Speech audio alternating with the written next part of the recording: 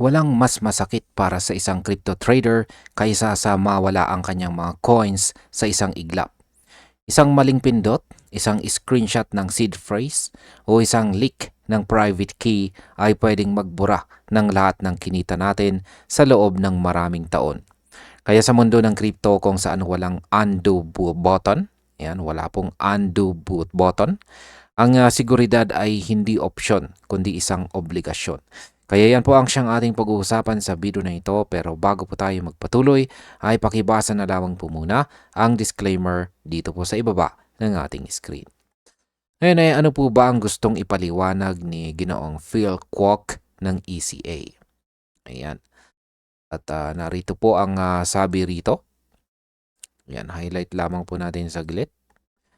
That's exactly what Phil Kwok, co-founder of ECA, sought to explain in his recent breakdown on the difference between cold and hot wallets and the one mistake that can ruin everything. Ayan. Si Ginoong Phil Kwok ay siya po ang co-founder ng ECA at siya po ay naglabas ng malinaw na paliwanag tungkol sa pagkakaiba ng cold wallet at saka hot wallet.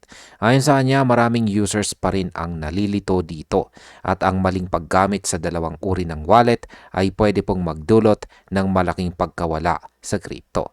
Sa kanyang breakdown, ipinaliwanag po niya kung paano gumagana ang bawat wallet at kung anong maling hakbang ang nakakasira sa buong security system. Sa market impact, habang dumarami po ang gumagamit ng XRP, mas lumalakas din ang pangangailangan para sa tamang seguridad. Ang maling paghawak po ng wallet ay nagdudulot ng takot sa mga bagong investors. Kaya ang awareness ay mahalaga para mapanatili ang kumpiyansa sa market. Ngayon ay ano ba talaga ang cold wallet? Ayan, simulan po natin sa cold wallet. At highlight po natin kung ano po ang sabi tungkol dito. Yan, Kwok begins by clearing up one of the most common misunderstanding among crypto users, the distinction between cold and hot wallets. As he puts it, a cold wallet is simply a wallet that isn't connected to the internet. Ayan. Ayon po kay Ginoong Kwok, ang cold wallet ay isang wallet na hindi po konektado sa internet. Kasama rito ang mga hardware wallets tulad po ng Ledger o Trezor o kahit simpleng seed phrase na nakasulat po sa papel. Dahil offline po ito, napakahirap pasukin ng mga hacker. Kaya kung gusto po nating panatilihin ang ating XRP sa pinakaligtas na paraan, dito ito dapat ilagay. Kaya sa market impact, habang tumataas po ang demand sa cold storage devices, maring tumaas din ang paggamit ng XRP sa mga hardware wallets na sinyalis ng lumalaking long-term holding behavior sa market. Ngayon ay dito naman po tayo sa hot wallet. Ano naman ang hot wallet? Ayan, at narito po ang sabi rito tungkol sa hot wallet. Ayan, in contrast, Kwok explains a hot wallet is one that is actually connected to the internet. These are the wallets used on your phone, browser, or computer for everyday transactions. They offer speed and convenience but are always exposed to online threats. Ayan, paliwanag natin yan. Ang hot wallet po ay kabaliktaran ng cold wallet dahil ito ay konektado sa internet. Madalas po itong ginagamit sa phone apps, browser extensions, o computer software para sa pang-araw-araw na transaction. Mabilis po itong gamitin. Pero dahil palaging online, mas mataas ang tsansa po nitong ma-hack. Kaya sabi po ni Ginoong Kwok, gamitin lang ito para sa maliit na halaga o pang trade, hindi po sa long-term storage. Pagdating po sa market impact, ang masyadong pagdepende sa hot wallets ay nagpapataas po ng risk ng phishing attacks na maaaring magresulta sa sudden selling pressure kapag may malaking breach. Kailan naman dapat gamitin ang cold at saka hot wallet? Ayan, narito po ang sabi rito tungkol dyan. The key takeaway is simple. Cold wallets are for storing wealth securely, while hot wallets are for daily use and quick access. Confusing the roles or merging them introduces unnecessary risk. Yan. Malinaw po ang payo ni Ginong Kwok. Ang cold wallet ay para po sa safety at long-term storage, habang ang hot wallet ay para po sa daily transactions at mabilisang access. Kung pagsasamahin mo ang dalawa, maglalagay ka ng tulay sa pagitan ng offline at saka online world. At dito po nagsisimula ang panganib. Sa market impact, kapag mas maraming users ang marunong maghiwalay ng gamit ng wallets, tataas po ang tiwala ng investors sa crypto ecosystem na magresulta sa mas matatag na market. Ano naman po ang pinakamalaking pagkakamali ng mga crypto users? Ayan, narito naman po ang sabi rito tungkol dyan.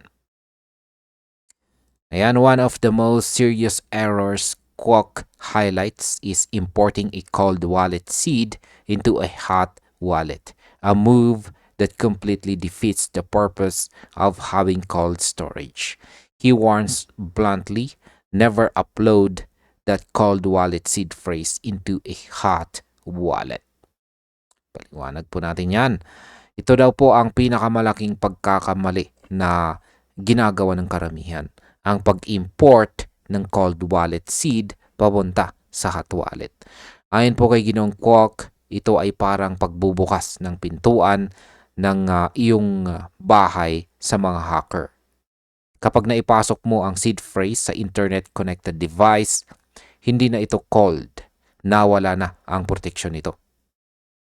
Sa market impact, ang mga ganitong pagkakamali ay madalas nagre-resulta sa mga whale losses na minsan ay nagdudulot po ng biglaang pagbagsak ng presyo dahil sa mass panic selling. Ngayon ay bakit naman po delikado ang pag-upload ng seed phrase online? Yan, narito naman po ang sabi rito tungkol sa katanungan na yan. Once your seed phrase touches an internet-connected device, it's no longer cold. The very act of importing that seed creates a digital bridge between your secure offline funds and the online world, a bridge hackers are always waiting to cross. Ayan. Ayon po kay Kwok, kapag ang seed phrase mo ay dumaan sa kahit anong internet-connected device, automatic po na nawawala ang pagiging cold nito. Nagiging tulay ito para mapasok ng mga hacker ang iyong pondo. At tandaan, hindi kailangang diretsong ma-hack ang hardware mo. Dahil kapag exposed na ang seed, tapos na ang laban. Sa market impact, kapag lumaganap ang ganitong awareness, mas bababa po ang bilang ng mga wallet hacks at mas lalakas ang tiwala ng mga investors sa paggamit kay XRP. Paano naman po tayo makakaiwas sa ganitong pagkakamali? Yan po ang narito po ang sabi rito tungkol dyan. Yan. Kwok emphasizes that your security is only as good as your weakest link. And if that weakest link is an imported seed on a browser extension or mobile app, the entire protection system collapses. Even if the hardware device remains intact, its security is lost because the seed, the master key, is already exposed. Yan. Paliwanag po natin yan. Binigyang diin po ni Ginoong Kwok na ang siguridad mo ay kasing tibay lang ng iyong pinakamahinang bahagi. Kapag ang iyong mahina ay ang seed phrase na inimport mo sa browser o mobile app, mawawala po ang buong proteksyon. Ang tanging paraan para maiwasan ito ay huwag kailanman ihalo ang cold at saka hot wallet at siguraduhin ang seed ay offline po palagi. Sa market impact, ang mga ganitong edukasyon ay nagtutulak po sa mas responsableng paggamit ng crypto na tumutulong sa mas maayos at stable na market sentiment. Ano naman po ang mga dapat nating ugaliin para sa ligtas na XRP storage? Ayan, narito naman po ang sabi rito tungkol dyan. Ayan, Kwok's advice is not just about avoiding mistakes, but also about cultivating security discipline. He insists that users should keep their cold and hot wallets completely separate, never merging or syncing them under any circumstances. Yan, sabi po ni Ginong Kwok, ang seguridad ay disiplina. Dapat laging magkaiba at hindi nagsasama ang cold at saka hot wallets. Ang cold wallet ay hindi dapat nakakonekta sa internet kahit kailan, habang ang hot wallet ay para lamang sa mabilisang transaction. Iwasan din ang digital backup ng seed phrase. Isulat po ito sa papel at itago sa ligtas na lugar. Sa market impact, ang mga traders na sumusunod sa ganitong security habits ay mas nagiging long-term holders. Kaya nababawasan po ang volatility sa market. Ano naman po ang tamang paraan ng paglipat ng pondo? Ayan, ang sabi po rito ay ito. Highlight lamang po natin saglit. At ayan. Finally, for users who need to move funds from cold storage, the right process is to sign transactions offline using the hardware wallet and then broadcast them online without ever exposing the private keys. This simple step keeps the security wall intact and ensures your seed remains offline where it belongs. Ano nga ba ang ibig sabihin yan? Kung kailangan mong ilipat ang pondo mula sa cold wallet, ang tamang paraan ay offline signing. Ibig sabihin sa hardware wallet mo lang pipirmahan ang transaction at saka mo ito ipadadala online. Hindi kailanman dapat lumabas ang private key sa internet. Sa ganitong paraan, nananatiling buo ang security wall ng iyong XRP. Sa market impact, ang paggamit po ng offline signing ay isa sa mga dahilan kung bakit mas ligtas ang mga institutional wallets. Kaya inaasahang tataas po ang adoption ng ganitong setup sa mga retail users. Ngayon ay ano po ang dapat gawin kung sa tingin mo ay na-compromise, yan, kung sa tingin mo ay na-compromise po ang wallet mo. Yan ang yan, sabi po rito ay ito. Highlight lamang po natin saglit. If you suspect your seed phrase has been exposed, even for a moment, act immediately. The only safe option is to create a new cold wallet with a brand new seed phrase and transfer your funds without delay. Yan, kung kapag pinaghihinalaan mong na-expose ang iyong seed phrase, huwag pong magdalawang isip. Gumawa po agad ng bagong cold wallet at ilipat dito ang iyong mga pondo. Ayon po kay Ginong Kwok, kahit 1 minuto ng delay ay pwedeng magdulot ng pagnanakaw dahil po sa bilis ng mga automated bots na nagmo-monitor ng exposed keys online. Sa market impact, ang mabilis po na aksyon ng mga users sa ganitong sitwasyon ay nakakatulong para maiwasan ang malawakang panic o sudden market dip. At ayan, bilang panghuli, ang opinyon ko naman tungkol rito ay ang mensahe ni Ginoong Phil Kwok ay malinaw.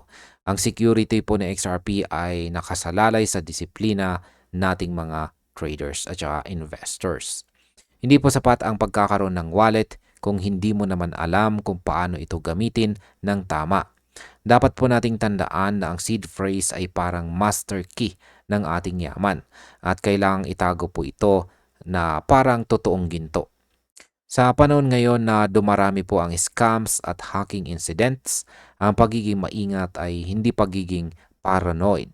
Ito po ay pagiging handa. Kaya tayo mga traders at investors, siguraduhin po nating alam natin ang pagkakaiba ng cold at saka hot wallet bago pa maging huli ang lahat.